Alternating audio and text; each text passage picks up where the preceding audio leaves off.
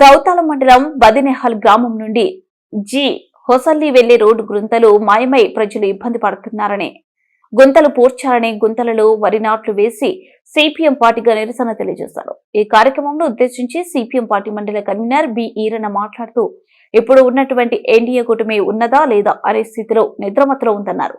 ఈ కార్యక్రమంలో శంకర్, మహబూబ్ చందా సాబ్, బందే నవాజ్ బడే సాబ్, మోదీన్ సాబ్, వన్నురమ్మ రమేష్, రైతులు, కార్యకర్తలు పాల్గొన్నారు. బదినాల గ్రామంలో బదినాల నుంచి ఆదోని పోయే రస్తాకైతే ఇది మామూలుగా అయితే వరిమడ్లు అనమాట. మా ఊర్లో రస్తాలు లేవు. మా ఊరికి వరిమడ్లు ఈరోజు వరి నాట్లు వేయడం, ఎందుకంటే వర్షాలు ముందుకు రావడం మా ఊరికి ఈరోజు అధిక వర్షాలు రావడం వల్ల మేము ఈ రోడ్డు మీద, రోడ్డు అనకూడదు కానీ ఇది చెరువు మాదిరిగా ఉంది. చెరువులో కానీ అట్లాగే మా సైడ్ అయితే వరిమడ్లు అంటారు. వరిమడ్లు ఈరోజు నాట్లు వేయడం జరిగింది. ఈ అధికారులు మా ఊరు కనువైపు కూడా చూడట్లేదు. రోడ్డు గురించి కూడా మాట్లాడే నాదుడు కూడా లేడు.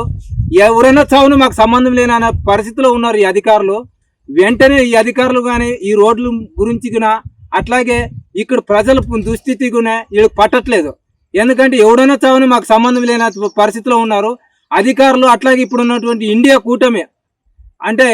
కూటమి ఇప్పుడు దాకా ఒక నాదుడు కూడా ఈ రోడ్ల గురించి మేము 2 సార్లు కూడా చేయడం జరిగింది. దీని గురించి రోడ్లకు గరసేయండి, లేకపోతే రోడ్లు ఇరువైపులు ఉన్నటువంటి కంపును తొలగించండి, ఎన్నిసార్లు మొత్తుకున్నా వీళ్ళకు అదేమంటారు చూడు, చౌక ఎక్కట్లేదు.